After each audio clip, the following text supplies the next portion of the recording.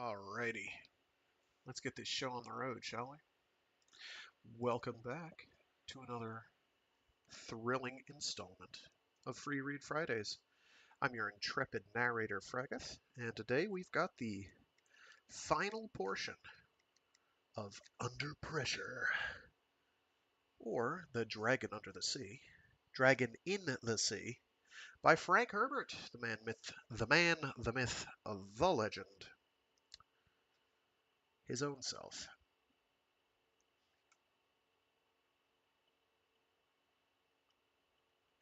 So previously on, they got the oil. They have oil.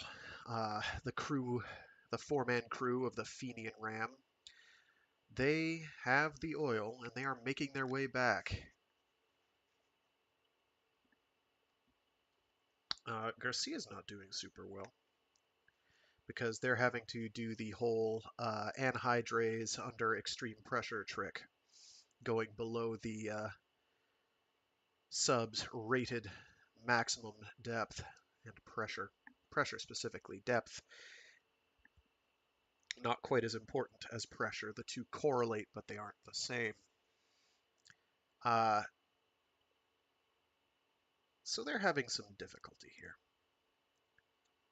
because they're trying to avoid patrols and get back to their port, which I honestly don't remember where their port is. It's the United States somewhere. We also learned that, kind of in a roundabout way, that Britain got nuked during the war at some point. It's a radioactive wasteland now.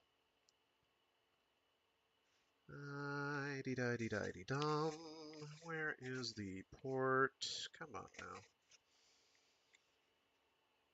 You know what? We'll probably find out within the next chapter or two. Aha! Warren Steele has made it. Thank you for tuning in. All right. So yeah, plenty happened last time, but a lot of it is in the rhythmic. You'll notice basically every installment has some scenario in which they have to escape using their wits, trickery, or just straight up brass balling it. And just being like, we're gonna hope they just don't see. And they've gotten pretty lucky. Let's see if their luck holds out.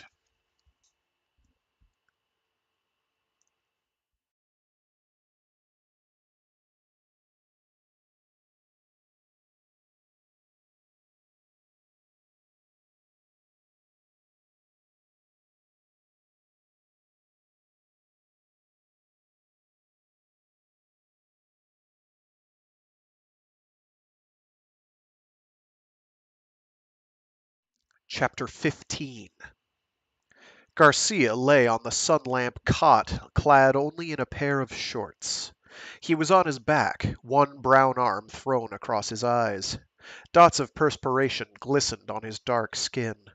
As Ramsay entered the room, Garcia lifted the arm from his eyes, peered from under it. "Oh, it's you." "Who'd you expect? The Surgeon General?" "Aren't we funny?" Ramsay put the back of his hand against Garcia's forehead. "Fever?" Garcia cleared his throat. "Some. Those damned decalcification shots." Ramsay glanced at the chart Sparrow had taped to the bulkhead above the cot. "You're due for another shot right now.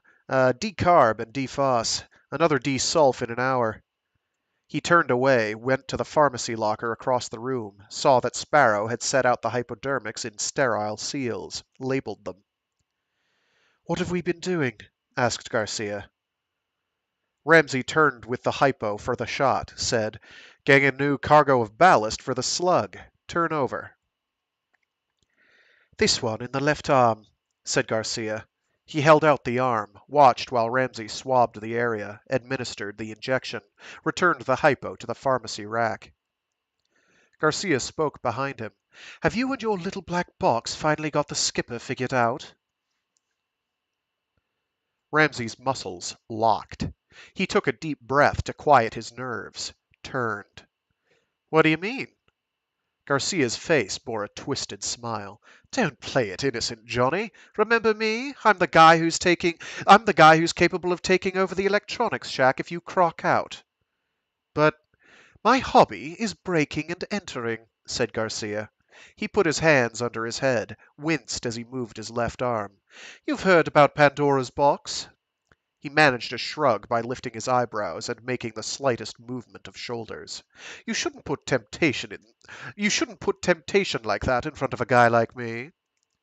Ramsey wet his lips with his tongue. You mean the test equipment for the long range? Really, old boy, don't you know when the jig's up? He stared at Ramsey, a calculating look.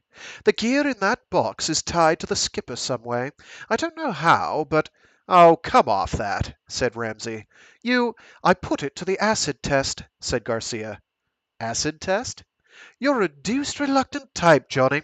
If I didn't start at the beginning, said Ramsey tiredly. I want to know what you think. Fair enough, said Garcia. He wriggled into a more comfortable position on the cot. Ramsey brought up a stool, sat down. In the first place, said Garcia, you didn't offer to introduce me to the intricacies of your little black box. That was a mistake. Any normal E-man would have been all eager to share his gadget with another man aboard who could talk shop. The smile tugged at the corners of Garcia's mouth. You, by the way, don't talk shop. So? So there's nobody else aboard who talks your particular brand of shop. Is that when you figured me for a spy?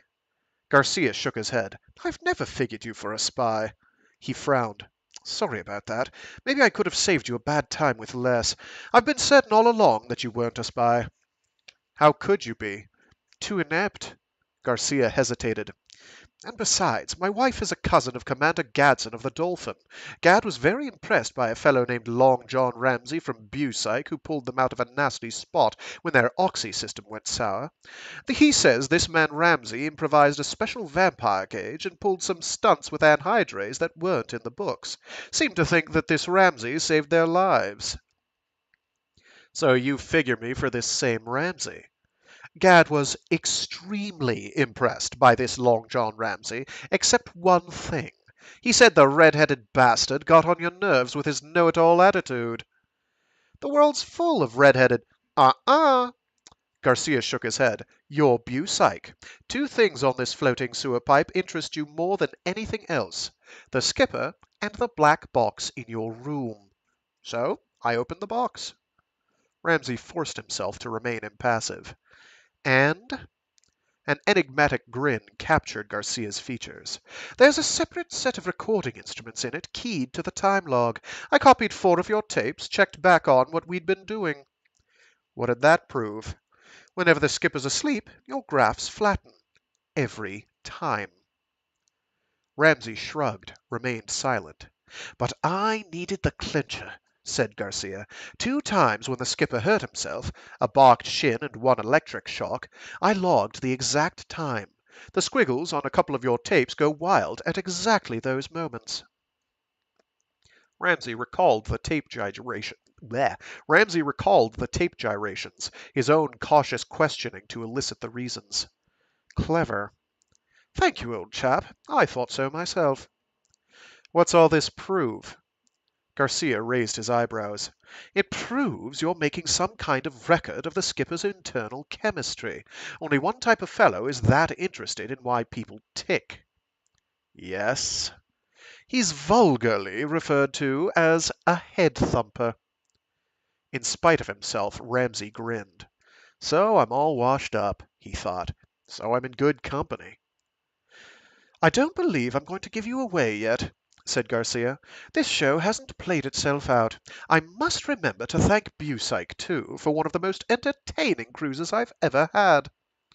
I suppose you want into the act, said Ramsey. Good heavens, no. I already have my part to play. Just one thing, old fellow.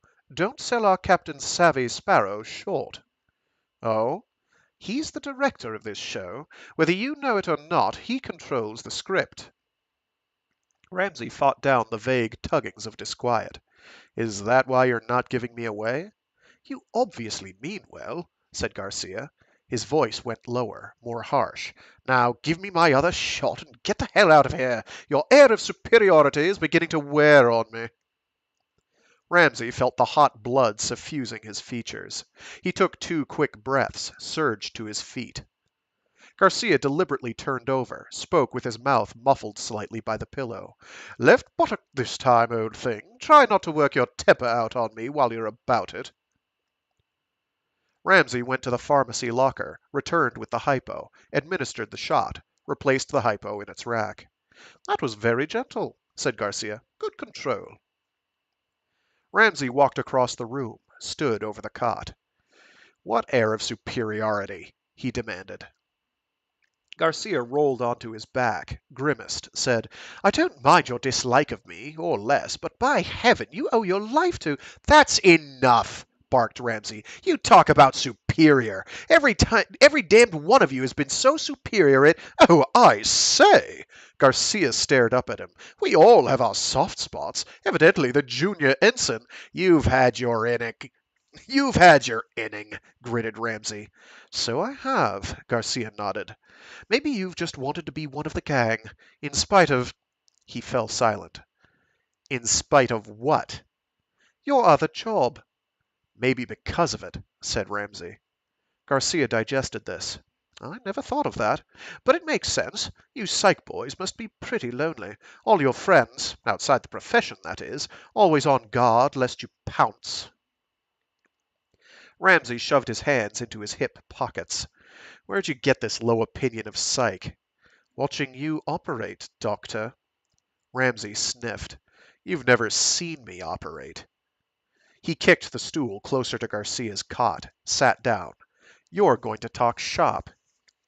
Garcia raised one elbow. Now see here, old thing, I really— Your secret's showing, said Ramsay.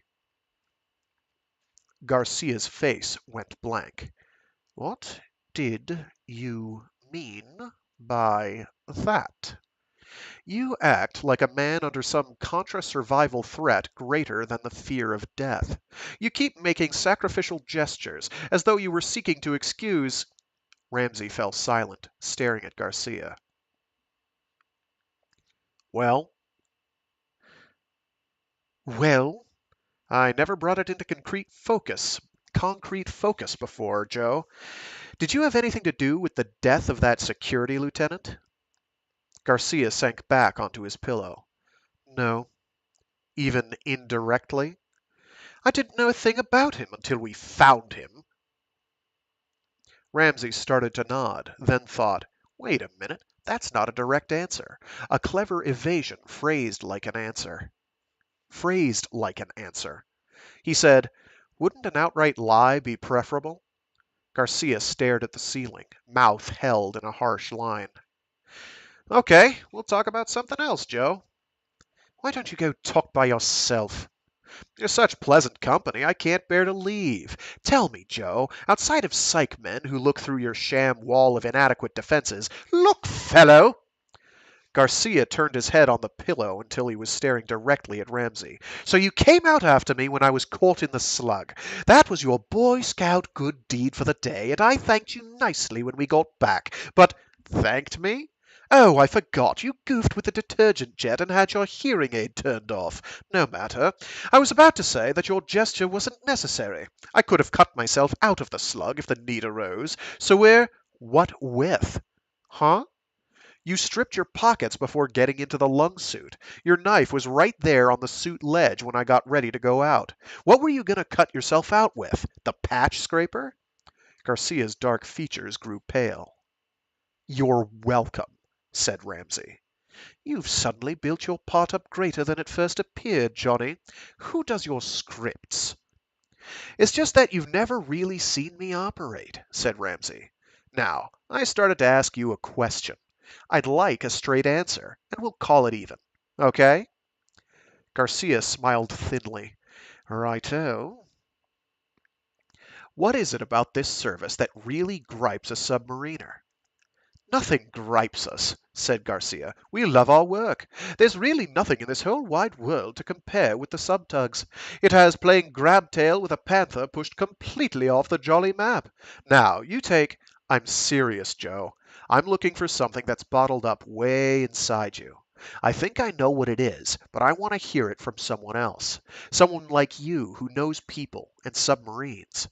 I think we've been looking in the wrong direction. What do you want to know?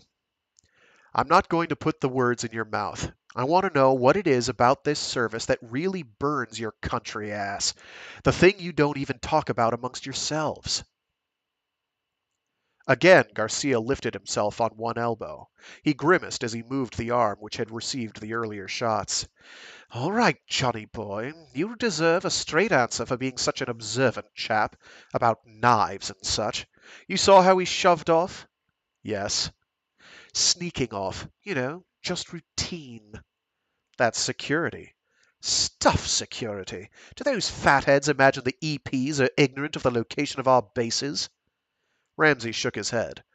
Well, security can be sure the EPs know where our home base is. They can be sure if they got our squirt message, that is. They should be sure without our message. This cops and robbers routine is an ache in the bustard. Air cover and sea patrol are the real reasons there aren't wolf packs waiting at the outlets of all 5 of our... 5? 5 bases, Johnny. Every submariner knows about 'em. The sub-skippers know, so the men know. That's survival, and security can go blow that out its bloody bomb. I don't get you, Joe. Sorry. Johnny, let's say you're the only man aboard able to operate the boat. The rest of us are all glowed up somehow or other. Say a pile flare-up. It's survival, Johnny, for you to know that the Radiation Medical Center is at the other end of the Charleston Short Tunnel, and that the tunnel opens into Charleston Harbor just inside the mole and 100 feet left. I see what you mean. So we have 5 bases. We used to have 6. Then the EPs sabotaged one of our sub-cruisers and it blew while going down the tunnel, like we almost did. That's the Corpus Christi crater you've... Wait a minute! Ramsey shook his head. That was an EP war rocket. It was aimed at... Swamp mud! It won't wash, Johnny. That doesn't explain how the alleged war rocket pierced our perfect robo-slave defenses and hit smack on that tunnel. What tunnel? Johnny, I've been up that tunnel. So have a lot of other fellows in the subservice. Security may piddle its pap to somebody else, not to us. You can't tell me a rocket launched in Siberia can center on a hole in the ground in Texas, even by accident. That's stretching probability or accuracy. He sank back. He sank back onto his pillow. Let's grant your argument, said Ramsey. What's that have to do with my original question? You still want to get way inside my head? I'd like an answer to my original question. Garcia stared at the ceiling. Right, Johnny. The answer you want goes something like this. There are men all through the services, not just the subs, who are so sick of war. Year after year after year after year of war, so sick of living with fear constantly that almost anything else is preferable. Death? He's an old friend, a neighbor just beyond the bulkhead there. Lots of things become preferable. Fouling up the works, for instance, to let the other side win. Just so somebody wins and that puts a stop to the thing. The bloody, foolish, never-ending thing. His voice trailed off, and he turned, stared emptily at the bulkhead behind Ramsey. That's insane, whispered Ramsey. Certainly it is, said Garcia faintly. But you're not going to argue that war is sane. We are human beings, whatever that means. If insanity is the pattern, that's us, and you'll find damned little that's contradictory. Just little scratches of sanity where the blood runs through a different color. Oh?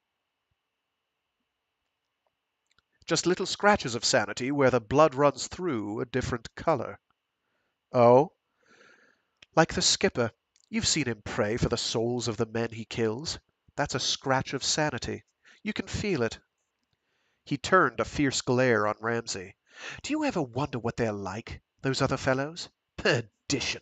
They can't be so very much different from us. We have wives, kids, sweethearts, hopes, fears.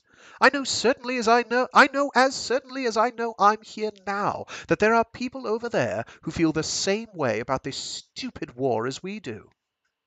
His voice rose. "Anything, just to get this damnable thing over with. It's like a pain that's way inside your chest and it won't stop. It goes on and on and on and—" "Easy, Joe." Garcia relaxed. "Okay." "That's battle pressure," said Ramsey. "I was thinking of something else."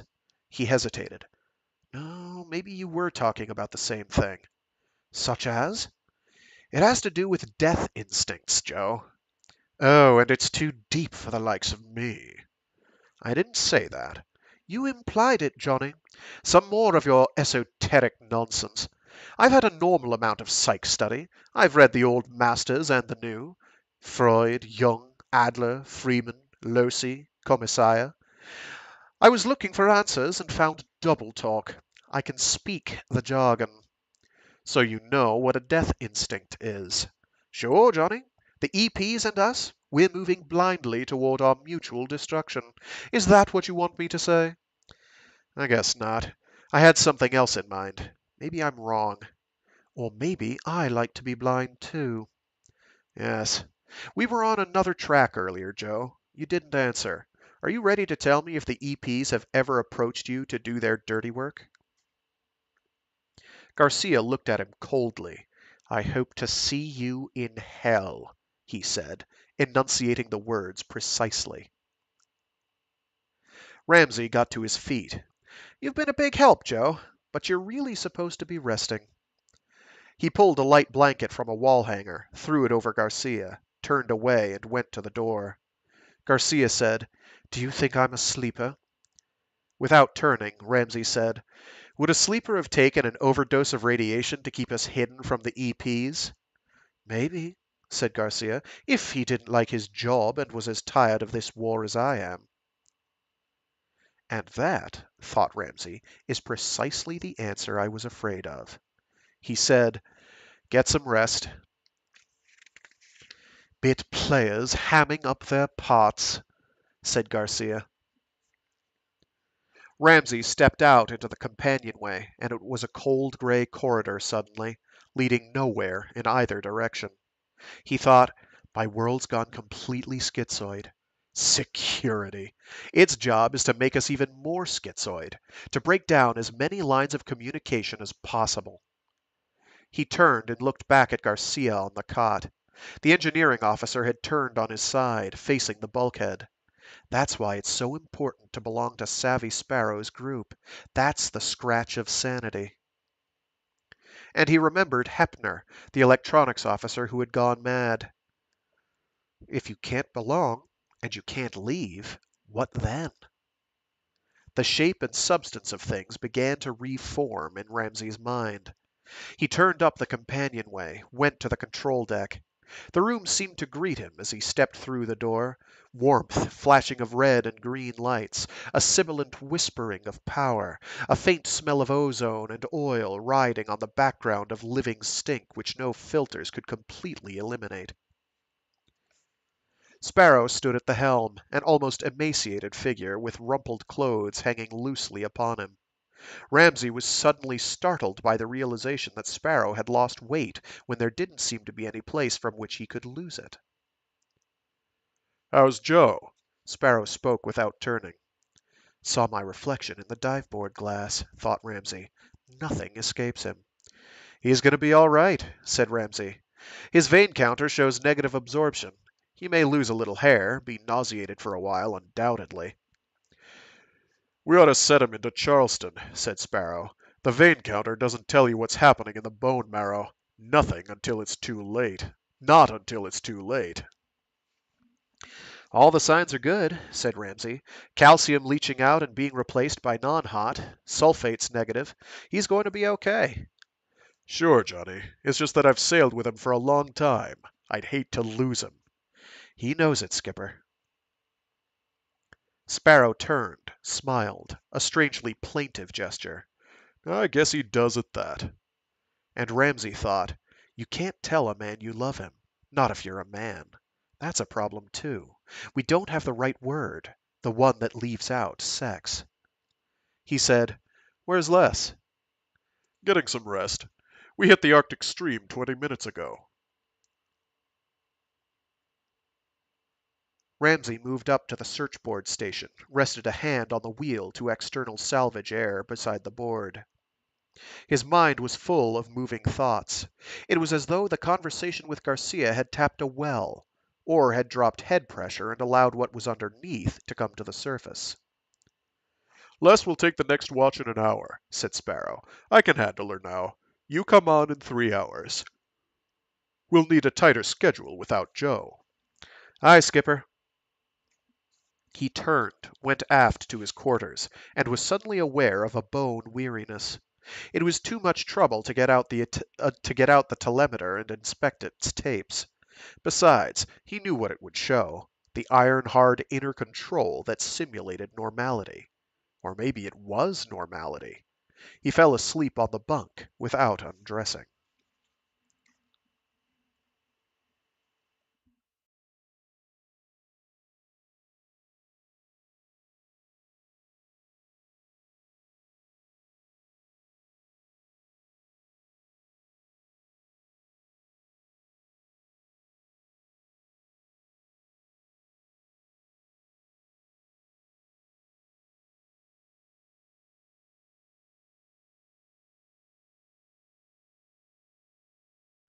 Chapter 16. The ram bore southwest toward home waters, and the time log reeled off the days. A monotonous succession of watches amidst the cold pipes, dials, wheels, levers, blinking lights, and telltale buzzers. The same faces, and the same danger. Even peril can grow boring. A distant sound of propellers in an area where all such sounds mean hunter. Wait and listen. Creep ahead a few knots. Wait and listen. Creep ahead a few knots. Wait and listen. The distant sound is gone. The ram picks up speed while red-rimmed eyes watch the ranging and sonar gear. Garcia was up and about on the fourth day, a man grown strangely morose and sullen when Ramsey was present. Still, the sub-tug moved steadily nearer to safety, towing the turgid slug, a prize wrested from death itself. And a special tension, a new pressure, crept into the actions of the ram's crew. It was a tension that said, "We're going to make it. We're going to make it. We're going to make it." Aren't we? Ramsey, asleep in his bunk, wrestled with a silent nightmare in which Sparrow, Garcia, and Bonnet suddenly turned to face him, with all the features of Mad Hepner. Slowly the nightmare lifted and left him peaceful in the womb-like stillness of the boat. Stillness. Ramsey sat bolt upright in his bunk, wide awake, every sense crying out against the strange new element. Quiet. He reached behind him and snapped on his bunk light. It was dim, showing that they were on emergency batteries. "Johnny!" It was Sparrow's voice over the wall speaker. "Here, Skipper." "Get up to your shack on the double. We're having pile trouble." "I'm on my way." His feet hit the deck, fumbled into shoes. He snapped off his bunk light, ran out the door, up the ladder 2 steps at a time, down the companionway and into his shack station, talk switch open. "On station, Skipper. Is it serious?" Bonnet's voice came back. "Full scale fire up." "Where's the skipper?" "Forward with Joe." "Joe shouldn't be anywhere near that. He's still on the hot list." "It was Joe's watch. You know how—" "Johnny!" Sparrow's voice over the intercom. "Here." "Secure the shack for minimum power drain and come forward." "Right." Ramsey found that his hands knew automatically which switches to hit. He blessed the long hours of patience with the mock-up board. This was what Reed had meant. "There is no such thing as a minor emergency aboard a submarine." He made the conventional glance around, double-check. Standby light glowing amber. Jacks out. Main switch up. Relay circuit to control room plugged in and green. He thumbed his chest mic. "Les, she's all yours." "On your way." He ran out the door, turned right up the companionway, through the control room without glancing at Bonnet, and out onto the central catwalk. The laboring hum of one engine turning slowly on battery power to give them headway permeated the engine room. Garcia stood beside the tunnel hatch, down forward to the left, his hands fumbling with the zipper of an ABG suit. Ramsey's first thought was, "What's wrong with Sparrow? He can't let Joe go in there." Then he understood the significance of the scene. The nozzle of a detergent hose was racked beside Garcia. Sparrow stood about 20 feet away on the lower catwalk. The space between them showed raw splashes of detergent spray. As Sparrow took a step forward, Garcia stopped working with the zipper, put a hand on the nozzle. "Stay where you are, Skipper." Garcia's voice was metallic and seemed to echo in the engine room, and Ramsey realized the man was talking into the open mic of his ABG suit. Garcia lifted the hose nozzle, pointed it at Sparrow. "One step more and I'll let you have another taste of this." Ramsey went to the left-hand ladder, dropped down to Sparrow's level. He saw that the front of Sparrow's uniform was dripping with detergent, and winced at the thought of what that high-pressure jet spray could do to a man. "Shall we rush 'em, Skipper?" he asked. "I could drop down to—" "Well, if it isn't the head thumper," said Garcia. The zipper on his suit suddenly unjammed, and he pulled it closed, reached back and folded the hood forward over his head, sealed it. The quartz plate front gleamed at them like a malignant cyclops eye.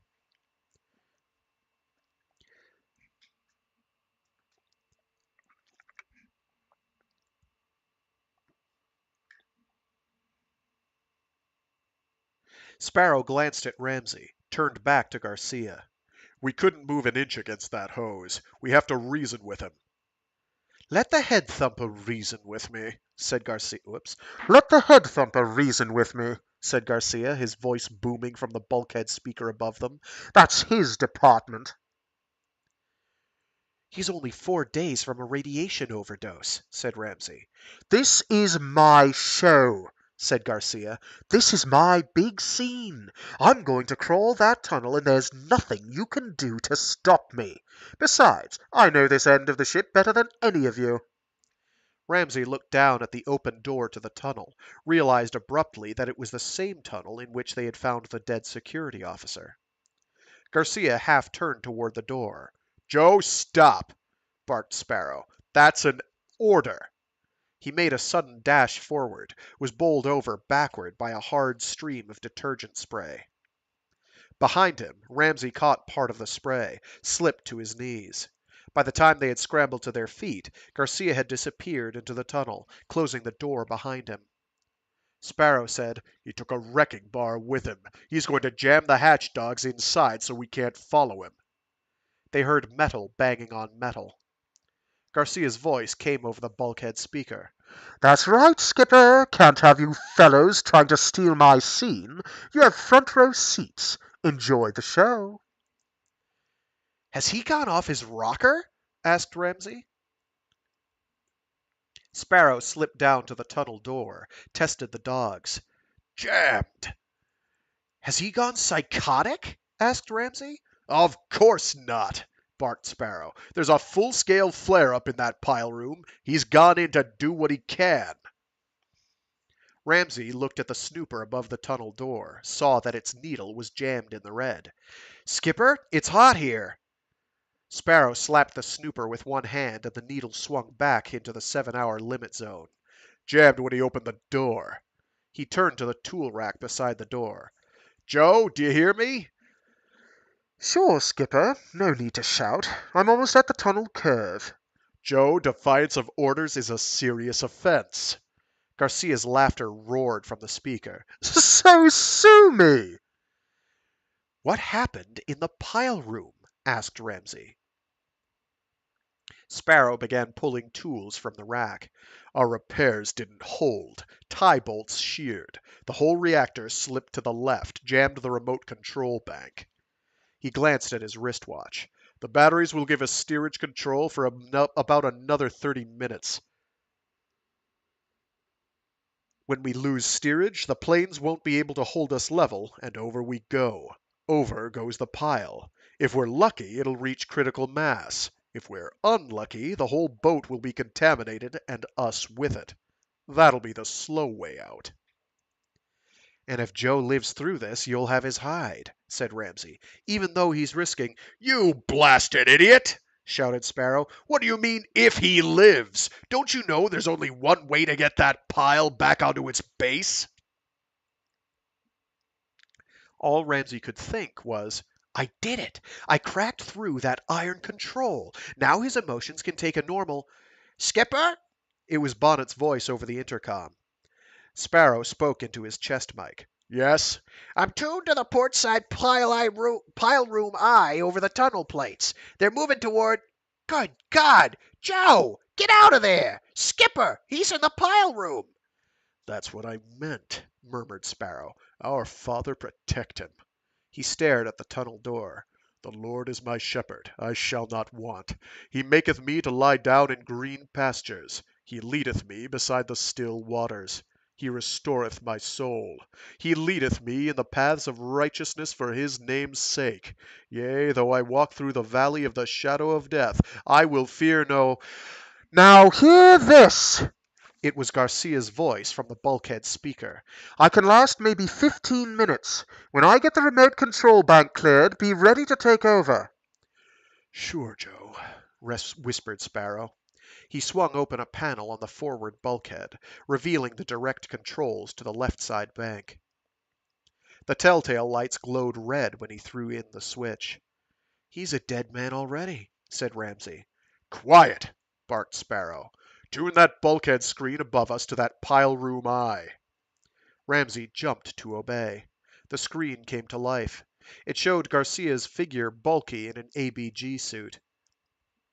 He was bent over, rigging jacks to force the reactor onto its foundation. As they watched, Garcia began to turn the screws. Slowly, the deadly block inched towards its proper position. They could feel Bonnet adjusting the planes to accommodate for the shifting weight.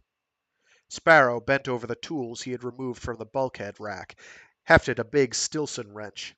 Let's try one of those dogs, he said. The only way he could have jammed it is from the bottom, said Ramsay. If we force it down, it'll break off and... Sparrow fitted the wrench to the upper dog, said, They drilled you well for your little job. Now what's he mean by that? Thought Ramsay. Here, give me a hand, said Sparrow. Ramsay took hold of the wrench. Together they bore down on the handle. Abruptly the dog twisted, snapped off. Ramsay took a punch and hammer from the stack of tools, knocked the fitting through the door and into the tunnel. Sparrow had the wrench fitted to the other dog. Ramsay glanced up at the screen. The reactor was back on its foundation, and Garcia was securing it with new lag bolts. Let's go, said Sparrow. They snapped off the other dog, heard a clatter of metal in the tunnel as Garcia's wrecking bar fell away. Sparrow pried the door open, swung it wide. The snooper's needle jammed in the red.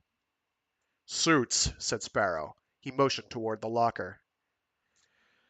Skipper? It was Garcia's voice from the speaker. Tell my wife that she doesn't have to be afraid anymore. She'll understand. Sure, Joe. Tell her to go someplace and change her name. Why? Ramsay passed him an ABG suit, began scrambling into his own. Johnny'll understand. Sparrow slipped into the suit, looked at Ramsay. Well? Ramsay shook his head, unable to speak. Sparrow spoke into his mic as he sealed the hood in place. Joe, we've forced the door. I'm bringing in the detergent hose and a cool suit. Come out of there. I'm too hot, said Garcia. Leave me here. Come out or I'll come in after you, said Sparrow. Ramsay handed Sparrow a fresh ABG suit, glanced up at the bulkhead screen. It showed Garcia's squat-suited figure standing beside the tunnel plates. Above him, one of the giant remote control manuals swung outward.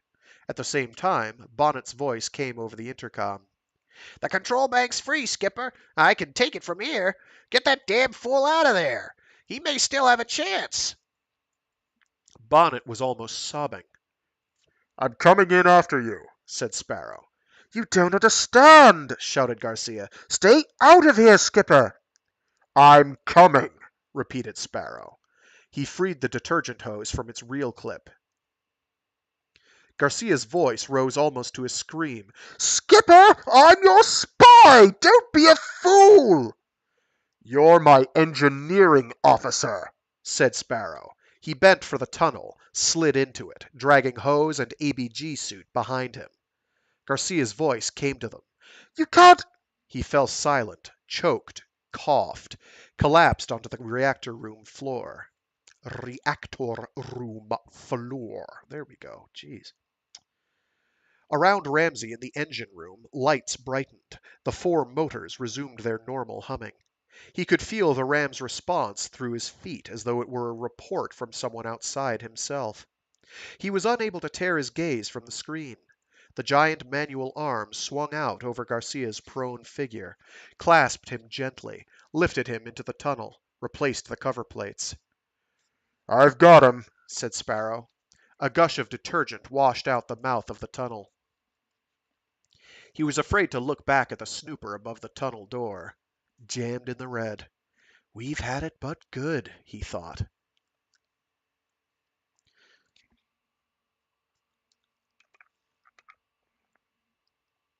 Bonnet was still at the helm as Ramsey entered the control room. Wouldn't let me help, he said. He motioned toward the door aft. Ramsey continued after the line of wet footprints. Naked of soul, naked of body, he thought. Now we're down to the simplest essentials. Ramsey jumped to the bulkhead console, started a pump removing the hot fluid. Johnny, Sparrow's voice. He spoke into his suit mic. Here, Skipper. Sparrow's voice lowered. You don't have to help in this, Johnny. Get away from the tunnel mouth if you value your virility. Joe's hot. Very hot. I've already got 2 kids, said Ramsey. Bring 'em out. Here he is. Garcia's limp body was extruded from the tunnel mouth like an insect from its burrow. Ramsey eased him to the deck. Sparrow followed. I almost drowned him in detergent getting him into his suit. It's already too hot. Ramsey bent over, unzipped the front of Garcia's suit. Sparrow helped him pull the limp figure from it. They hustled Garcia into the decontamination chamber. Sparrow removed his own suit, went in with Garcia. Ramsey took the suits, stuffed them into the tunnel mouth, stripped off his own, and pressed it in after the others. He closed the door, wedged it with the Stilson wrench. The door to the decon chamber popped open. Sparrow emerged nude, dragging Garcia after him in like condition. We'll have to replace every drop of his blood, said Sparrow. Get in there and shed your clothes, then come up to the rec room. He stooped, lifted Garcia over his shoulder, and went up the ladder to the catwalk, muscles knotting on his legs and back with the strain of the load. Ramsey paused to speak into his chest mic. Les, Skipper is bringing Joe up. Better lend a hand. Then he ducked into the decon chamber, slapped the medium jet control. The harsh streams, designed for a man in a protective suit, bit into his flesh with a stinging pressure.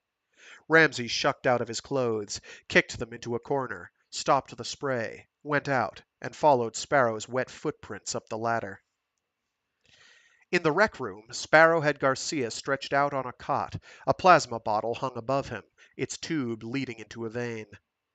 Sparrow was setting up a blood exchange unit on the opposite side of the cot, adjusting the vein and artery taps, the flow meters, the height of the armrest. Ramsey went to the live blood storage, checked the automatic circulation and revitalization systems, found them operative. Blood ready, he said. He turned.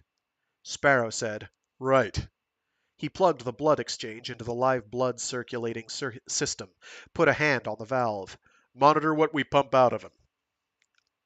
Ramsey went to the head of the blood exchange unit, glanced at the taps which Sparrow had adjusted to Garcia's arm. The engineering officer's breath was coming in slow, shallow rhythm, the movement of his chest discernible. The skin of his face and chest had a mottled blue cyanotic appearance.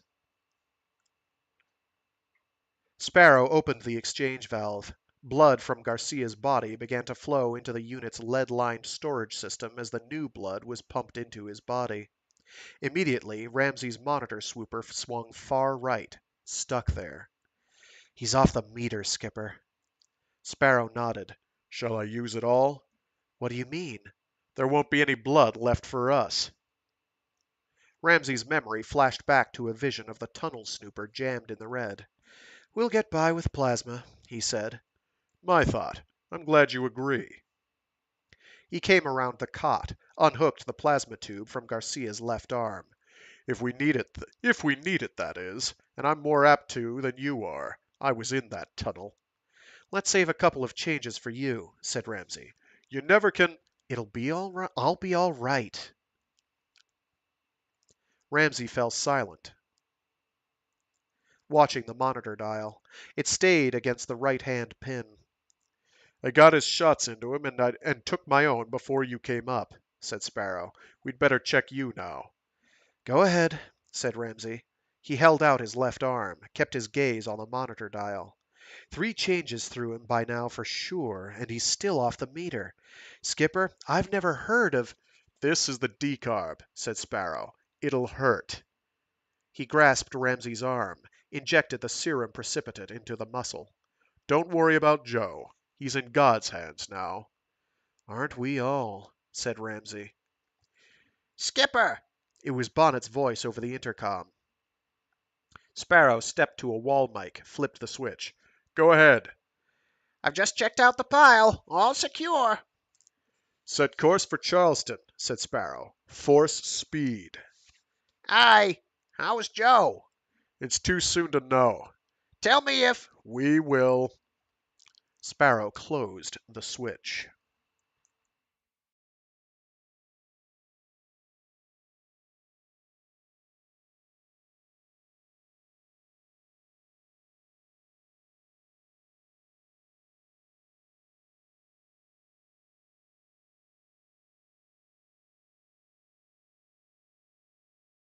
Chapter 17. Garcia stirred on the cot. His lips moved and he twisted his head from side to side. Suddenly he spoke, his voice surprisingly strong. I've got to do it, Bay.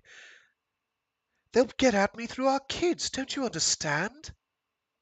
He seemed to be listening. I can't tell anybody. They'd shoot me. Easy, Joe, said Sparrow.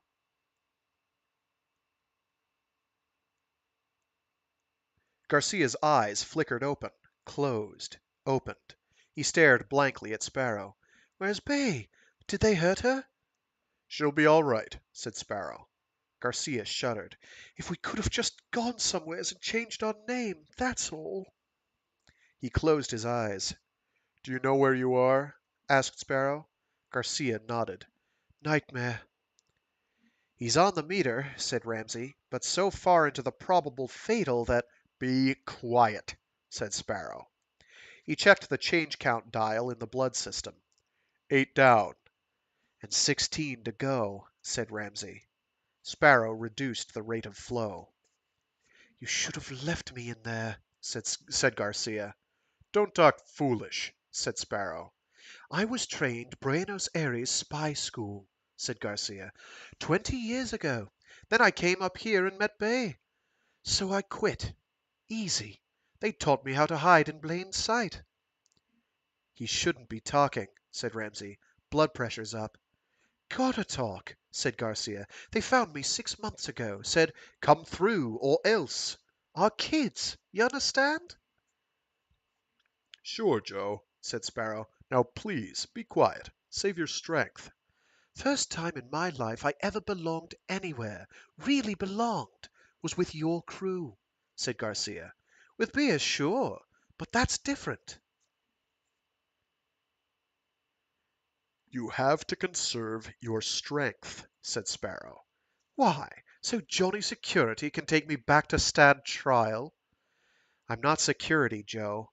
He's a psych, said Sparrow. They put him on to ride herd on me. Ramsey's mouth dropped open. I spotted that the day we first went down over limit, said Sparrow. It was the way he treated Les. Security, too, said Garcia. Only by adoption. Whoops, only by adoption, said Ramsay, and I can't. If you spill this, said Sparrow, I was about to say that I can't hear so well, said Ramsay. He grinned, then frowned and looked down at Garcia. Did you have anything to do with the death of that security inspector? Nothing, so help me God, said Garcia. How about the sabotage? That was my old friends just being doubly sure. He shook his head. I was just supposed to tip off the location of the well when we reached it. Instead, I set it off while we were still in our own waters. Thought they'd just force us up, capture us. how'd you do it? Asked Sparrow. By stepping up the sonar pulse system, keyed to the weak tube plate. When did you decide not to tip them to the well?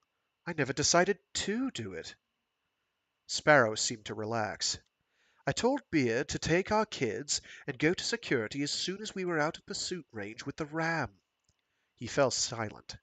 Try to rest, said Sparrow. Garcia sniffed. What's the needle say now, Johnny? Ramsay looked at Sparrow, who nodded assent. PF, said Ramsay. Probably fatal, translated Garcia. The needle has come down some, said Ramsay. Do you want to chance an overdose of DFOS and decals? Whoops. Do you want to chance an overdose of DFOS and decals? Asked Sparrow. Garcia looked up at him. Carry on the jolly battle a little longer, eh? He smiled. If you say so, Skipper. But keep me under morph, will you? His grin became tight, like a death's head. Convulsions are so messy. Sparrow took a deep breath, hesitated.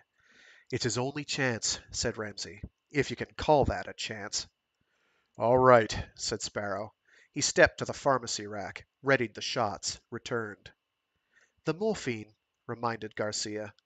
Sparrow held up an ampule. Thanks for everything, Skipper, said Garcia. One favor. Will you look after Bee and the kids? Sparrow nodded curtly, bent, and administered the injections. 1, 2, 3. They watched the morphine take effect. 8 more blood changes left in the machine, said Ramsay. Give him maximum flow. Bleh. Give him maximum flow rate, said Sparrow. Ramsay adjusted the valve. Now, Johnny, I want the whole story from you, said Sparrow. He spoke without taking his gaze from Garcia. Evidently you already know it, said Ramsay. Not in detail. That's what I want to know. That's what I want now.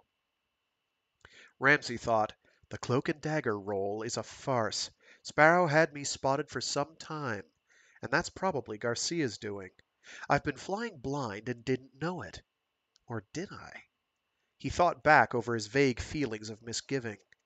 Sparrow said, Well, stalling for time to think, Ramsay said, how much detail? Start from the beginning, said Sparrow. Ramsay mentally crossed his fingers, thought, this is the crisis. If Sparrow's really psycho, he'll blow. But I have to chance it. I don't know how much he's discovered. I can't pull any punches. You can start right now, said Sparrow. That's an order. Ramsay took a deep breath, began with the message from Dr. Oberhausen and the conference with Admiral Belland in Sec 1. This telemetering equipment, said Sparrow. What does it tell you about me? That you're like a part of this submarine. You react like one of its instruments instead of like a human being. I'm a machine? If you want. Are you sure of your little black box? The body's own juices don't lie. I suppose they don't. But interpretations can be mistaken. For instance, I don't think you've correctly evaluated the adjustment we have to make to exist down here in the deeps. How do you mean? Do you recall the day you broke down in the shack? Ramsay remembered his fear, his inability to move, the reassuring influence of Sparrow. He nodded. What would you call that experience? A temporary psychotic break. Temporary? Ramsay stared at Sparrow. What's that supposed to mean? Would you say that all of your actions aboard the ram have been completely sane?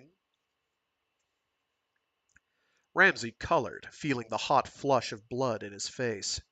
What kind of machine are you now, Skipper? A computing machine, said Sparrow. Now listen to me and listen carefully.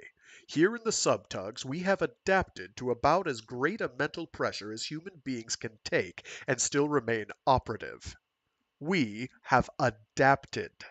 Some to a greater degree than others, some one way and some another. But whatever the method of adaptation, there's this fact about it which remains always the same. Viewed in the light of people who exist under lesser pressures, our adaptation is not sane.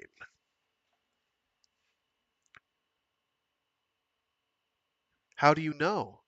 I've had to know, said Sparrow. As you've observed, my particular adaptation has been machine-like. Considered in the light of human normality, you psych people have a name for that adaptation. Schizoid. So I've compartmentalized my life, said Sparrow. I have a part of me, call it a circuit if you want, which keeps me going down here. It believes in the hereafter because it has to. Ramsay caught the third person reference to self. He tensed. Who's to deny me the right to be whatever I have to be down here? Asked Sparrow. He rubbed the side of his jaw with his long fingered hand. I had to know what it was I was doing. So I studied me. I analyzed me. I computed me against every background I could think of. I was completely ruthless with me. He fell silent. Cautiously, Ramsay said, "And?" I'm nuts, said Sparrow, but I'm nuts in a way which fits me perfectly to my world. That makes my world nuts and me normal. Not sane, normal, adapted. "You're saying the world's schizoid, fragmented." Hasn't it always been? Asked Sparrow. Where are there completely unbroken lines of communication? Show me complete social integration. He shook his long head from side to side in a slow negation. It's the pressure, Johnny. Ramsay made a minute adjustment on the flow meter controlling the exchange of blood in Garcia's body. He looked down at the drugged engineering officer. Face relaxed, peaceful. Pressure's gone for the moment.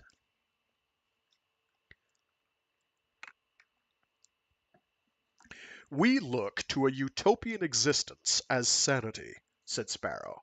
No pressures against survival. That's why we get a dreamy nostalgia about us when we think of the old South Seas.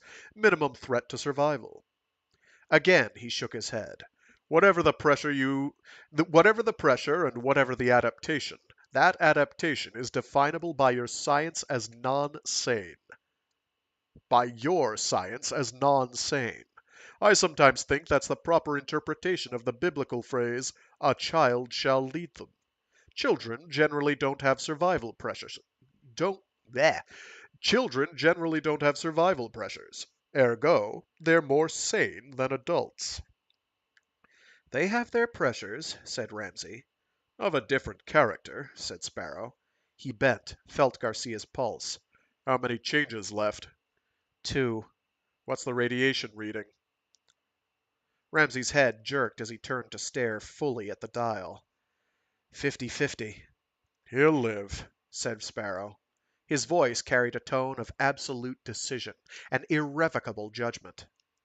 Ramsay fought down an unaccountable irritation. "How can you be so damned sure?" You were startled when you focused on the meter, said Sparrow. "It's a miracle he's come this far." In spite of himself, Ramsay's voice betrayed his irritation. That's right, a miracle, said Sparrow. Listen to me, Johnny. In spite of all your science and your medicine, there's something you people often refuse to admit. "Which is?" Now his voice was openly hostile. There's no such thing as being on God's side, being right with the world. That's really the thing behind miracles. It's quite simple. You get in, well, phase. That's the mechanical way of saying it. You ride the wave instead of bucking it. Sparrow's voice carried a tone of calm detachment. Ramsay pressed his lips together to keep from speaking his thoughts. And over it all, his own psychological training was feeding data to a train of thought. Religious fanaticism, fragmentation, impenetrable belief in own righteousness. The evidence for a diagnosis of paranoiac type is very strong. Your particular adaptation is dictation by your psychological training, said Sparrow. You have a function to keep operating. Call it normal. You have to believe I'm insane and that your diagnosis of insanity type is accurate. That way, you're on top. You're in control. It's your way to survival. You can guide me and direct me like the proper animal that I am, and I'll take you back where the pressures are reduced. This is nonsense, barked Ramsay. Psychological nonsense. You don't know what you're talking about. If your diagnosis is correct, what's the probable course of my life? Asked Sparrow. Before he could stop himself, Ramsay said, "You'll go completely psychotic! Completely—" He broke off. Sparrow laughed. He shook his head. No, Johnny. I'll go back where the pressures are less. And I'll take a deep breath. And I'll play a little poker at Garden Glen. And I'll get drunk a time or two because it's expected of me. I'll have another honeymoon with my wife. She'll be very nice to me. Very contrite because of all the times she's cuckolded me while I've been away. That's her adaptation. It doesn't really hurt me. Why should it? Ramsay stared at him. And, of course, I'll do some more wondering. What's this all about? What are we human animals? What's the meaning behind all this? If there is a meaning. But my roots are solid, Johnny. I've seen miracles. He nodded toward Garcia. I've known the outcome of events before even the events. That gives me a... The warning buzzer sounded on the blood exchange unit. Ramsay slapped the transfer switch. Sparrow moved around the cot, disengaged the artery and vein taps. 60-40, said Ramsay. We'll be at Charleston in 22 hours, said Sparrow. He looked at Ramsay. What do you intend to tell Admiral Bellen's boys about Joe? I don't remember anything about Joe worth telling, Belland, said Ramsay. A slow smile formed on Sparrow's lips. That's normal, he said. Not sane, but normal. Ramsay sniffed. Why am I irritated? He asked himself, and his psychological training gave him the unavoidable answer. Because I'm not facing something about myself. There's something I don't want to see. Let's talk about Hepner, said Sparrow. Ramsay suppressed an urge to shout. For Christ's sake, what for? He got to wondering about sanity, continued Sparrow, and one day the truth dawned on him that I'm not particularly sane. Then he got to wondering, what is sanity? He talked about some of his thoughts, and he found he couldn't define sanity, not for sure, which meant to him that he himself was off balance. Sparrow closed his eyes. So? Whispered Ramsay. So he applied for a transfer out of the subtugs. He gave me the application to submit when we landed, that last trip. Ramsay said, he cast himself adrift. Sparrow nodded. And he'd already admitted to himself that he had no anchor, no point of reference from which to navigate. Ramsay felt a curious internal stimulation, as though he were on the brink of a great revelation. And that, said Sparrow, is why I have to train another new electronics officer. You have to go back to Busike where you have your roots. That's an ocean in which you can navigate. Ramsay could contain the question no longer. What's your definition of sanity, Skipper? The ability to swim, said Sparrow. Ramsay felt a cold shock, as though he had been immersed suddenly in freezing water. He had to force himself to continue breathing normally. As though from a great distance he heard Sparrow's voice. That means the sane person has to understand currents, has to know what's required in different waters. Ramsay heard a heavy thundering, counterpoint to Sparrow's matter-of-fact tones. Insanity is something like drowning, said Sparrow. You go under, you flounder without direction. Johnny, what's wrong? He heard the words, but they lacked meaning. The room was a spinning centrifuge with himself at the rim. Faster, faster, faster. He caught at the blood exchange unit, missed, crashed to the floor. A detached part of him sensed hands on his face, a finger lifting an eyelid. Sparrow's voice squeaked insanely down an inverted funnel. Shock! Thud, thud, thud, thud. Footsteps. Slamming of cabinet door. Clinking of glass. He floated in a gelatin hammock, bound in upon himself. A miniature stage opened before his eyes. Sparrow, Garcia, and Bonnet stood arm in arm, doll figures staring across Lilliputian footlights. Puppets. In a dull monotone, the miniature Sparrow said, I am a commander, submarine, portable, Mark 1. The miniature Garcia said, I am an engineering officer, submarine, portable, Mark 1. The miniature Bonnet said, I am a first officer, submarine, portable, Mark 1. Ramsey tried to speak, but his lips would not respond. On the doll stage, Sparrow said, I am not sane. He is not sane. You are not sane. We are not sane. They are not sane. Garcia said, I regret to report the failure of a component. Myself. He dissolved, leaving Sparrow and Bonnet separated by a space. Bonnet said, That Ramsey is a catalyst. Sparrow said, I cannot help you. He cannot help you. We cannot help you. They cannot help you. You cannot help yourself. Garcia's voice came from the empty space. I regret that I cannot thank you in person. Bonnet said, My generation doesn't believe in vampires. Again Ramsey tried to speak, but no sound came. In unison, Sparrow and Bonnet began to recite, Be quiet. Be quiet. Be quiet. Be quiet. Be quiet. Be quiet. Fainter. Fainter. Fainter.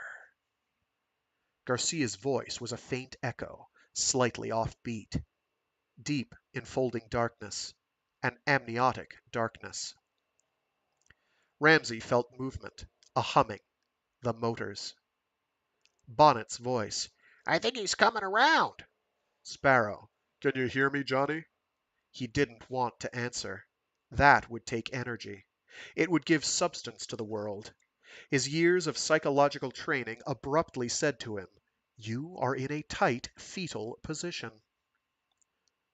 Sparrow said, Let's try to straighten him out. That may help. Bonnet. Break it to it. Sorry. For some reason, my throat was not ready for Bonnet. Break it to him gently, Skipper. Hands touched his legs, his arms, pulling him from the curled ball. He wanted to resist, but his muscles felt like weak putty. Break what gently? Sparrow's voice was imperative. Johnny. Ramsey wet his dry lips with a reluctant tongue. Break what gently?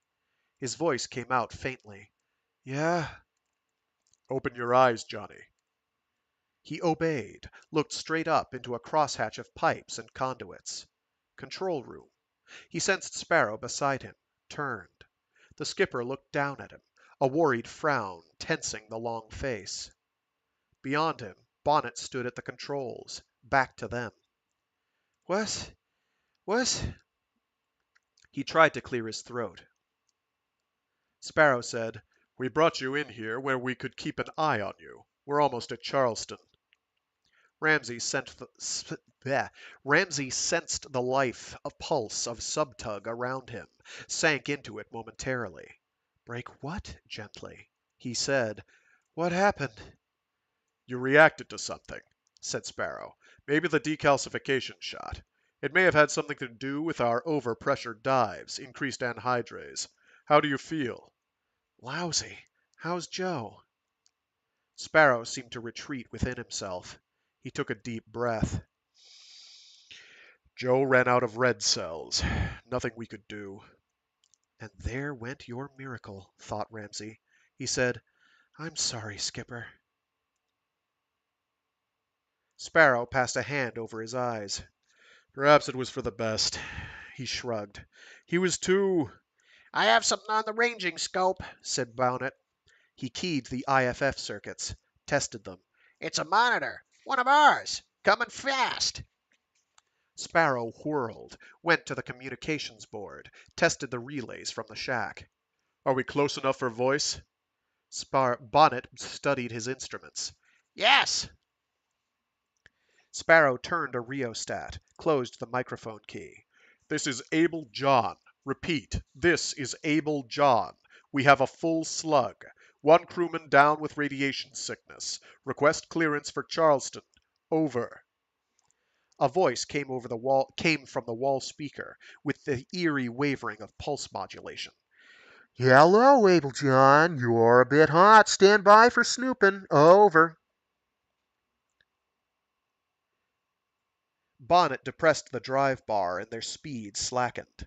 From his position on the cot, Ramsey could see the ranging scope, blip lines growing deeper and deeper as the monitor approached.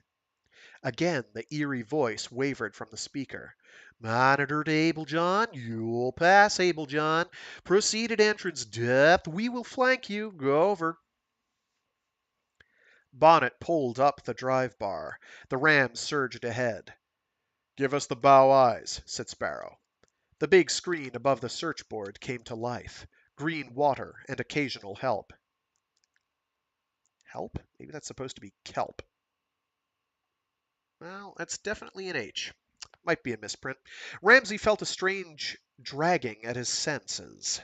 He tried to imagine the Charleston Tunnel entrance, a black hole in the wall of an underwater canyon.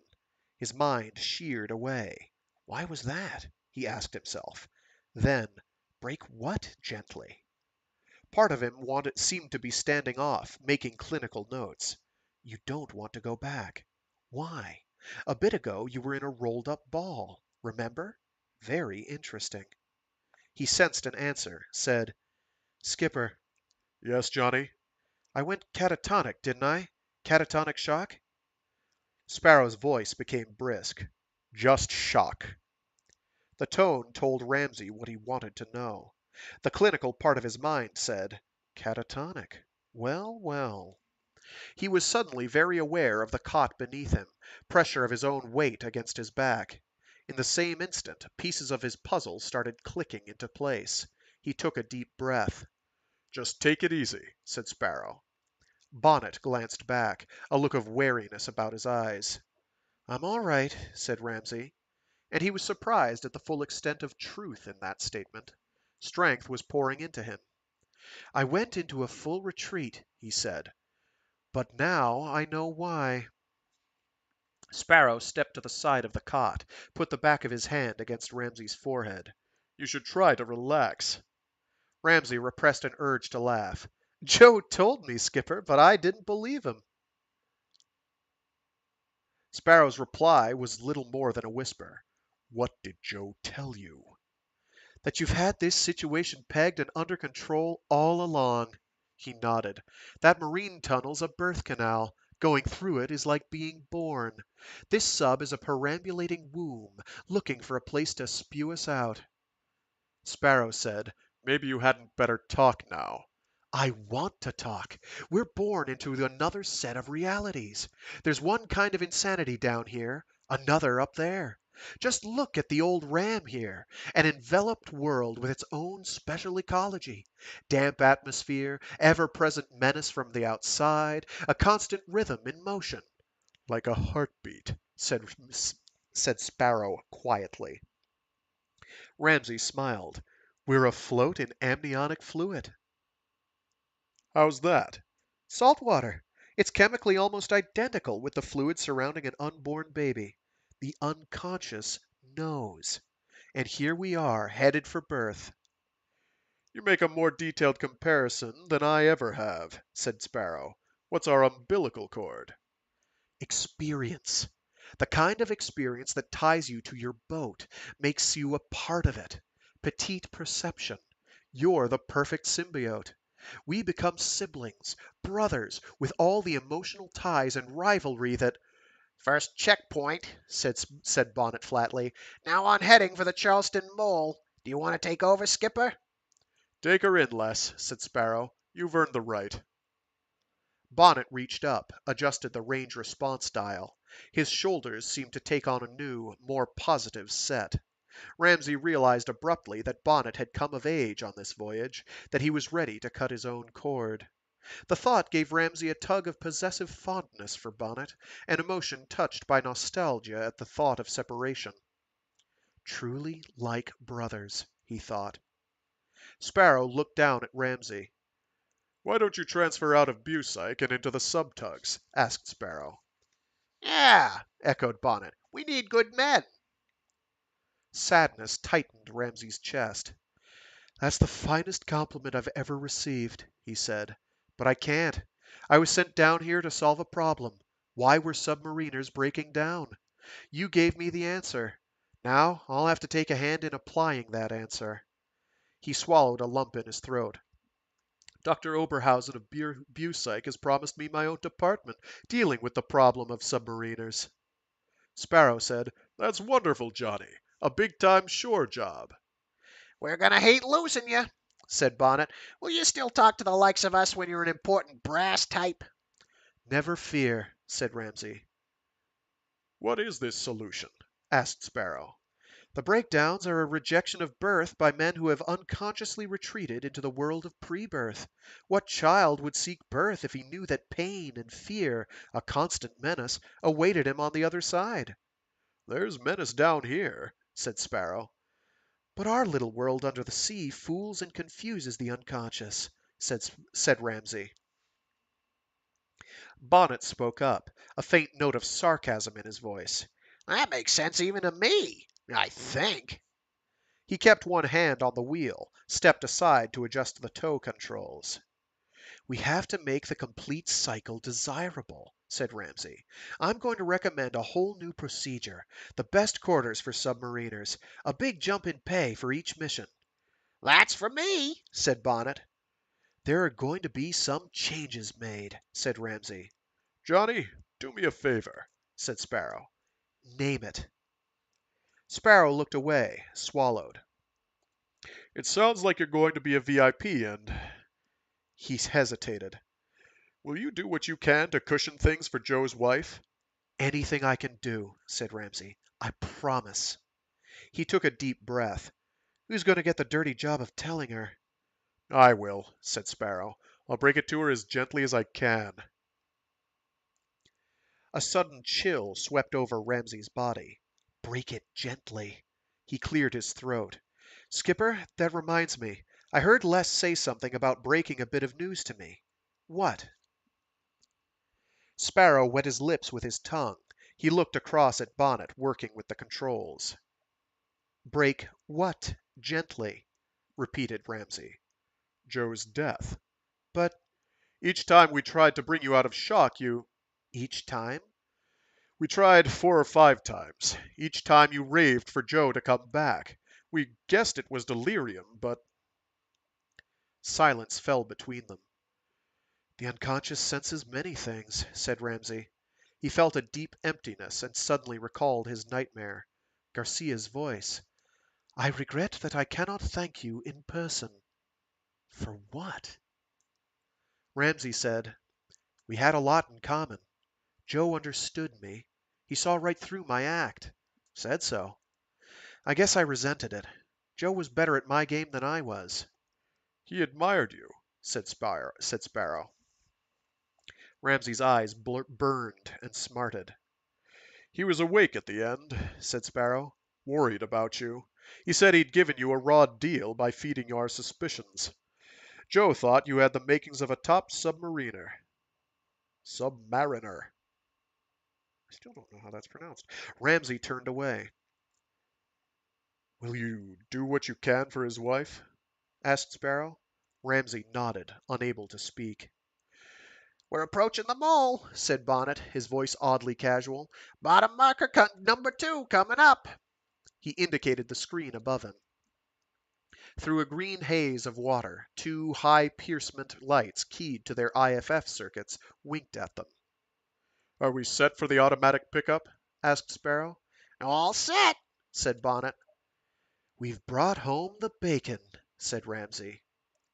Bonnet's voice took on an unconscious mimicry of Garcia's bantering accent. we're a bunch of bloody heroes.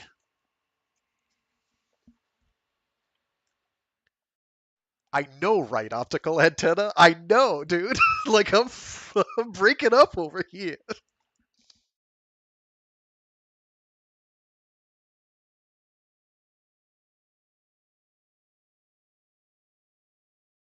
Chapter 18.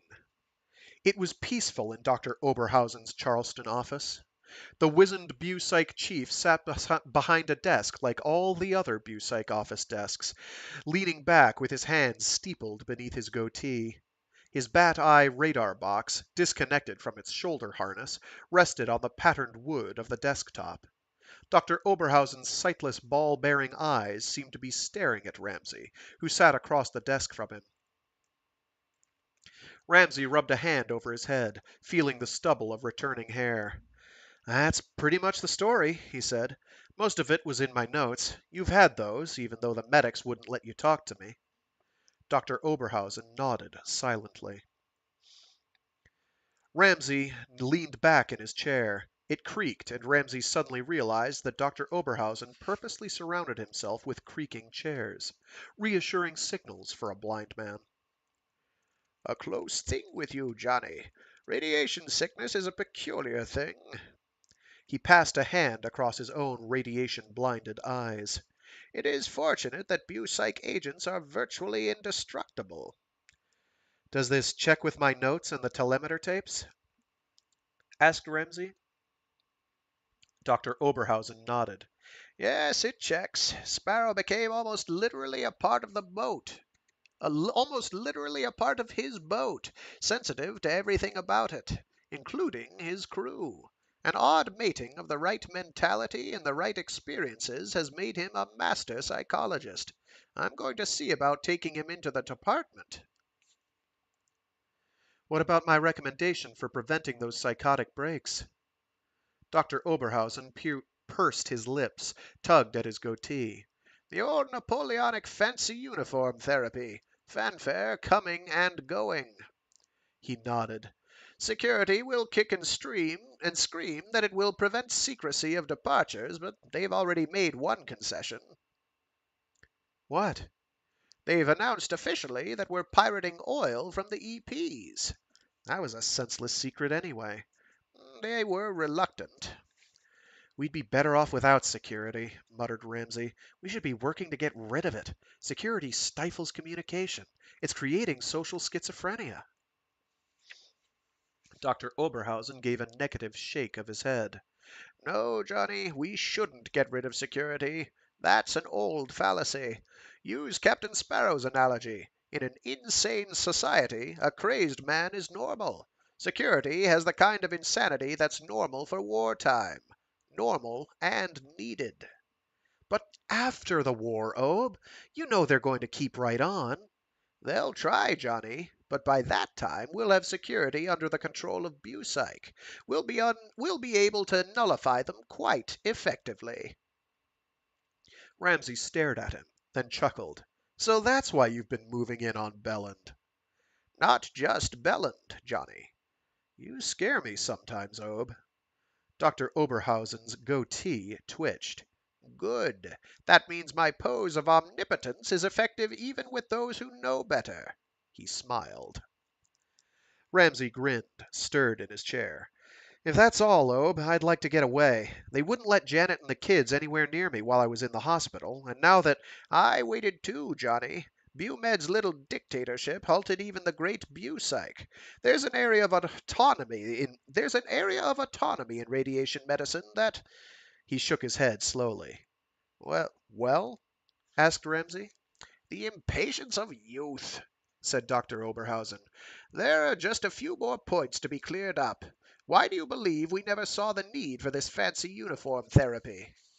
Partly security, said Ramsay, but it really wasn't obvious. Wrong symptoms. Napoleon was looking to build up enlistments and stop his gunners from going over the hill. We've never had that trouble. In fact, our submariners seemed eager to return to duty. That's the paradox. They found threat in both spheres, ashore and at sea. When they were ashore, they seemed to forget about the menace of the sea because the subconscious masked it. The boat spelled enveloping safety, a return to the womb. But when the men came ashore, that was birth, exposure. The sky is a hideous thing to men who want to hide from it. Dr. Oberhausen cleared his throat. His voice took on a crisp, business-like tone. Now, I'd like to go back to your notes for just a moment. You say Bucych should emphasize religious training. Explain your reasoning. Ramsay leaned forward and the telltale chair creaked. Because it's sanity, Obe. That's the... It smacks of a panacea, Johnny. A nostrum. No, Obe. A church provides a common bond for people, a clear line of communication. He shook his head. Unless Bucych can uncover telepathy or absolute proof of the hereafter, it can't substitute for religion. The sooner we face that, the sooner we'll be able to offer...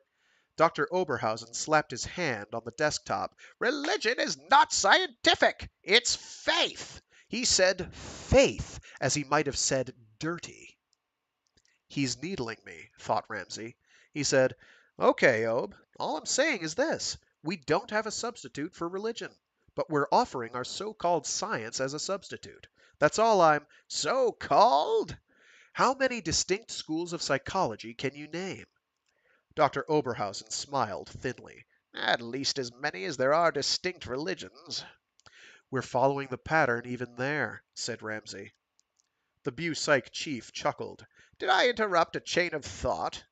Ramsay paused. Only that I've never met a psychoanalyst who didn't, at least subconsciously, offer his system as a substitute for religion, present company included. We set ourselves up as little gods, all-knowing, all-healing. People resent that, and rightly. We have polite labels for our failures. We agree among ourselves that anything bearing one of those labels is, of course, incurable. Dr. Oberhausen's voice held a sense of remoteness. That's quite an indictment, Johnny. Do I take it that you've been converted by our good Captain Sparrow? Ramsay leaned back, laughed. Hell no! I'm just going to stop posing as a messiah. Dr. Oberhausen took a deep breath. That's encouraging. And I guess I'll go on poking around inside people's minds, if that describes whatever it is we do. He smiled. I'll keep on being a psychologist. What do you expect to find? Ramsay was silent a moment. Then, a good scientist doesn't expect to find anything, Obe. He reports what he sees. Dr. Oberhausen clasped his hands. If you find God, please let me know. I'll do that. Ramsay forced briskness into his voice. As long as we're clearing up loose ends, what about me? When do I get out of this damned uniform and into my nice new department of Bucych? Dr. Oberhausen pushed his chair back, resting his hands on the edge of the desk. He tipped his head down, appearing to be staring at the bat-eye box. First, you'll have to play out your hero role. The president's going to pin medals on all of you. That's Bellin's doing. By the way, the Admiral has given Mrs. Garcia a job in his department, his polite way of keeping her under surveillance. But it works out for the best of all concerned. In this best of all possible worlds, said Ramsay. He sensed hesitancy in Dr. Oberhausen's manner. But when do I get out of the service? Dr. Oberhausen lifted his chin. I may not be able to get you out immediately, Johnny. Ramsay felt pressure building up inside him. Why? Well, you're a hero. They'll want to exploit that. The Bucych chief cleared his throat. Some things are difficult even for Bucych. Look, I couldn't even get past BuMed and in to see you while you promised me and I'll keep my promise, Johnny. In time. He leaned back. Meanwhile, there's a Commodore on the Board of Classification and Promotion. He's a presidential errand boy, and he needs An aide-de-camp. Oh, no. Ramsey stared at Dr. Oberhausen. The little doctor shrugged. Well, Johnny, he found out that you're the clever Long John Ramsey who improvised a vampire gauge from a hypodermic and 2 glass tubes and saved the dolphin during that training mission breakdown. He wants... Ramsey groaned. You'll be jumped to lieutenant, said Dr. Oberhausen. Thanks, said Ramsey bitterly. He curled his lips, copied Dr. Oberhausen's voice. Sure, Johnny, you'll have your own department. You're young, said Dr. Oberhausen. There's time. You'll have me polishing his shoes. Oh, no, he's quite impressed by your talents. Says you're too good for Bucyke. Bringing home that oil has done nothing to reduce his admiration. Again, the Bucyke chief cleared his throat. And while you're with the Commodore, there are some things about this department that I'd like you to... That's it, barked Ramsey. Another of your damned spy jobs. You want me to ferret out the dope on the Commodore so you can move in on him. I'll bet you set this job up yourself. I'm sure you see the necessity, said Dr. Oberhausen. That way lies sanity. I'm not so sure, said Ramsey. I like your Captain Sparrow's analogy about sanity and swimming, said Dr. Oberhausen. But I would add to it, the swimmer must be prepared at all times to grasp a paddle. Ramsey smiled even as he realized that Dr. Oberhausen was amusing him to ease the tension between them. Okay, Ob, one more, but I'm telling you now, that's all. Fair enough, Johnny. Now if you'll just... A door slammed in the outer hall behind Ramsey. He heard a flurry of sounds. A woman's voice shouted, "You can't stop me from going in there!" Janet! His pulse quickened. The woman's voice mounted almost to a scream. "I know he's in there with that damned Dr. Oberhausen, and by heaven I'm going in!" The office door behind Ramsey burst open. He turned. It was a secretary. "Please excuse me," she said. "There's—" Let her come in, said Dr. Oberhausen. Ramsey stood up, feeling suddenly giddy. Janet came rushing through the door and into his arms. A familiar perfume. The contours of a familiar face pressing against his cheek. A familiar body against his own. "Johnny! Oh, Johnny!" He heard Dr. Oberhausen get up, saw him walk past him toward the office door, fastening the bat-eye box to his shoulder as he went. "Johnny, I missed you so!" "I missed you too," he said. "I never knew it would be so dangerous. Why, they told me—" "It wasn't bad, Janet, really." "But you were so long in the hospital." Dr. Oberhausen paused at the door, a figure in new perspective, grown suddenly smaller, giving off a sense of loneliness. Ramsey wanted to call out something, but didn't know what. He said, "Ob." The Bucyke chief turned. "We'll see you soon," said Ramsey. The doctor smiled, nodded, went out, closing the door behind him. And then Ramsey had to explain to Janet why he wanted to include that awful old Ob in their reunion plans.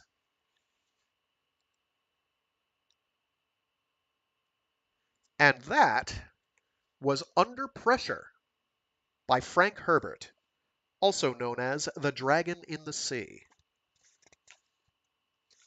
It was first published in 1956, well, actually 1955 and 1956, originally as a serialized novel in a magazine, but I do not know which one offhand. Let me look it up and see if I can find out. Let's see what Wikipedia has to say. Granted, anything I glean from that will be grain of salt territory. Let's see. Let's just look up Frank Herbert and bibliography. We'll go from there. Let's see. Standalone novels. Dragon in the Sea. Boom. It is usually... Oh, here we go.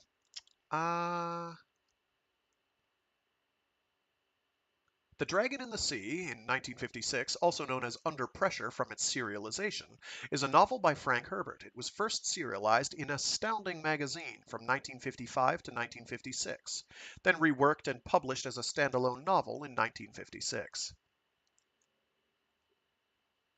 A 1961 second printing of the Avon paperback, catalog number G1092, was titled 21st Century Sub, with the previous title in parentheses, and a short 36-page version of the novel was later collected in I. It is usually classified as a psychological novel. It is one of my low-key favorites from Frank Herbert. Um, I've read a bunch of Herbert. I haven't read everything he's written. I haven't, for instance, I don't think I've read Man of Two Worlds. Uh, there's a couple I haven't. And while I have read everything in the Pandora sequence, I only own like 3 of them, I think. I don't think I own the Ascension Factor. I do have Destination Void, the Jesus Incident, and the Lazarus Effect. Yeah, I think you're probably right. I'm not sure 100% on Submariner. I'd also like to know how Sonoran, spelled Sonoran, is pronounced. I don't know because I don't know that I've ever heard or heard the term read aloud. So I'm kind of faking it there. But yeah, I haven't read everything by Frank Herbert. I've read a lot of Frank Herbert, most of Frank Herbert, probably 2/3 to 3/4 of what he's written. Had written. He's dead now, much to my chagrin. But he's great. But Frank Herbert, Under Pressure, is definitely one of my favorites. Like, I adore Dune. I adore pretty much the entire Dune series. Everything that Frank wrote, anyway.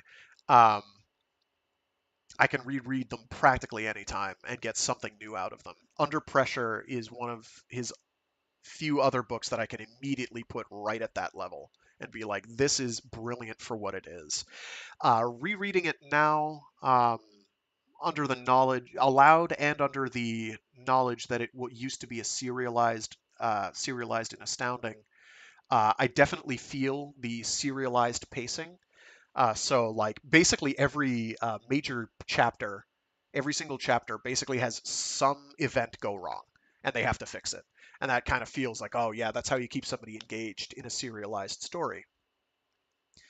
Um, and I am totally down with that. I think it holds together well. You get really into it. The scenes, Sonoran, yeah, Sonoran, yeah, Sonoran. Sonoran. Sonoran. Yeah, that makes more sense. Um, it's really good. I like it. It's a novel I'm passionate about. So of course, generally I'm not going to read things I'm not passionate about here. Sorry.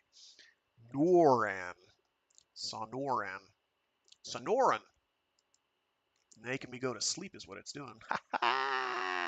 With sonorous snoring. Never mind.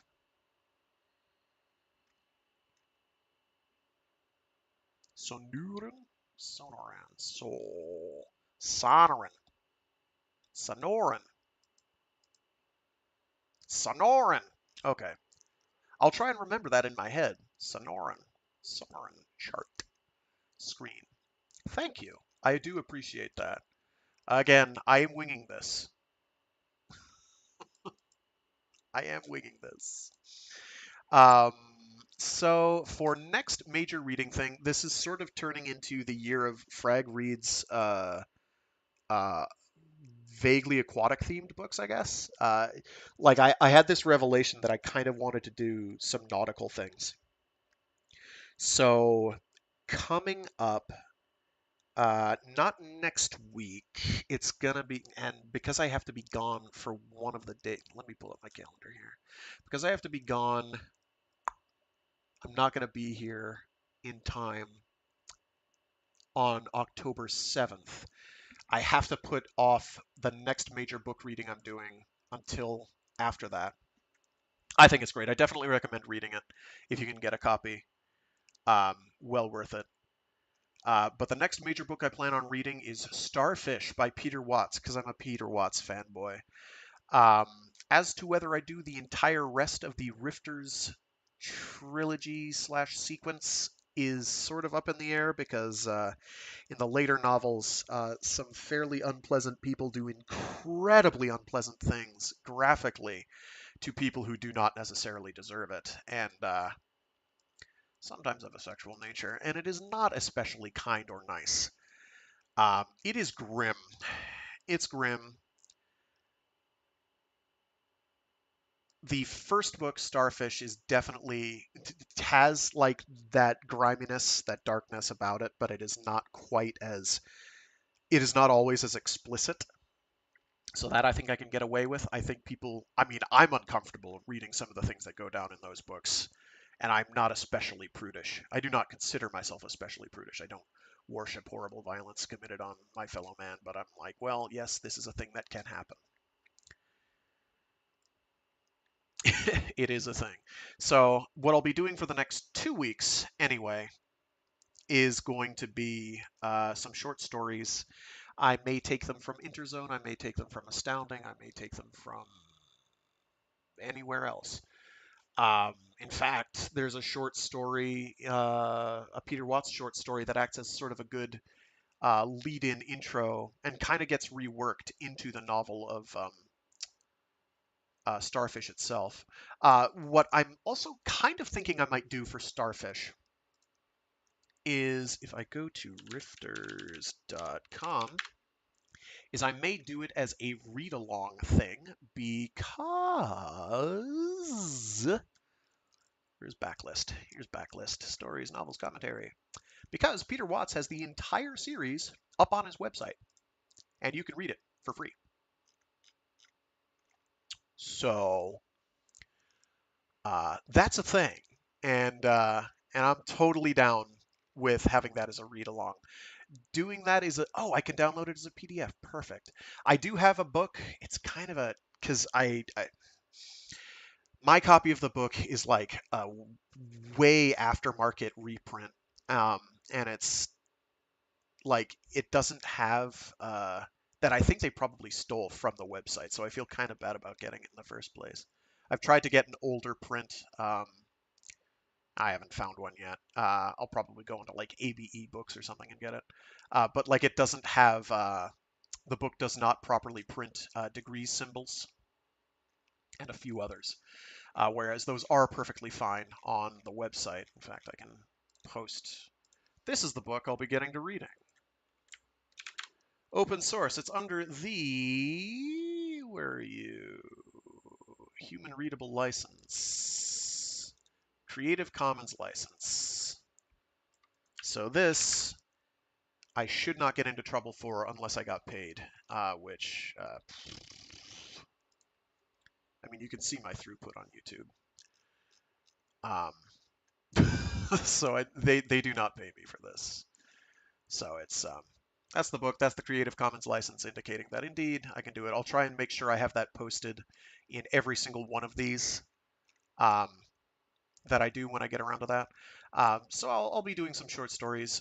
What I may also wind up doing is because it is that time of year again, I might do another Greg Egan short story collection, which means I'll be putting off Starfish until like the end of the year, realistically, because the later. Oh, nice job. Thunk into everything. Why don't you, Frag? The later post-Luminous short story collections that Greg Egan has done have tended to be long. Like Oceanic is the next one chronologically. I do in heavy air quotes, and it's kind of a monster. Like that'll take me months to get through. Um, so we'll see. But yeah, other than that, and then if you go like back to the backlist, you'll see. I should just post the backlist. You'll be able to see a bunch of short stories that Peter Watts has, as well as all three of the Rifters novels, and then Blind Sight is also available there. So if you wanted to read for free, courtesy of the author himself, Blind Sight, you can do that on his website if my reading of it was entertaining in any way. He's also got like some covers that people have done for some of his novels. So I'll be using that as a resource. As well as that vampire domestication short story slash slideshow presentation.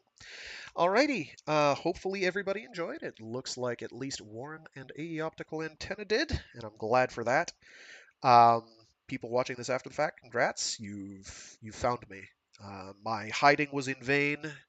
You now get to get the pot of gold at the end of the rainbow, which is me talking at you for hours. Hooray!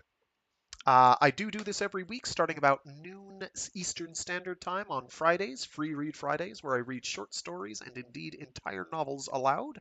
As per my whim, I do take suggestions if there's something people really want read aloud, but do not expect me to get to it immediately because I'd kind of like to read it first. Going in blind is tough, particularly for novels. Short stories, no problem. I'll do those blind and I'll fake it till I make it. Novels, I kind of want to have a sense, a feeling, a vibe of the terroir. Oh boy, that's so using the terroir word reminds me that another thing I wanted to get to this year was reading, finally, some Jeff Vandermeer on here. Because Jeff Vandermeer is wild. Jeff Vandermeer is so much fun to read. He is very prosy, um, and really entertaining, really interesting stuff to read. I'd probably be doing the Area X trilogy because is awesome. Um, that goes places.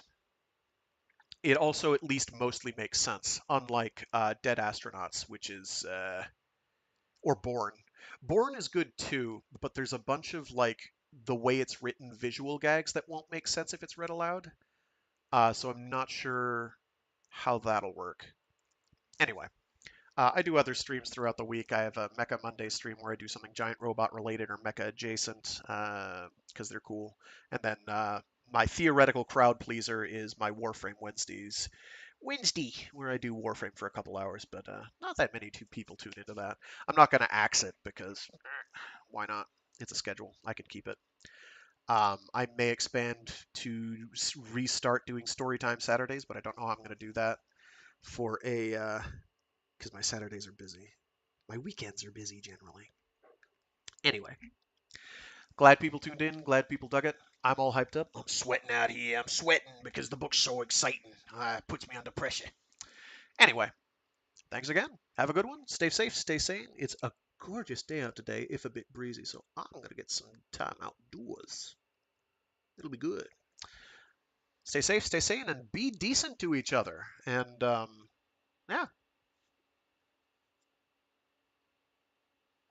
I could start singing under pressure, but I'm not going to do that. I'm not tone deaf, I swear, but I'm not going to do that. Instead, we'll do Ice Ice Baby. Yeah! See you all later.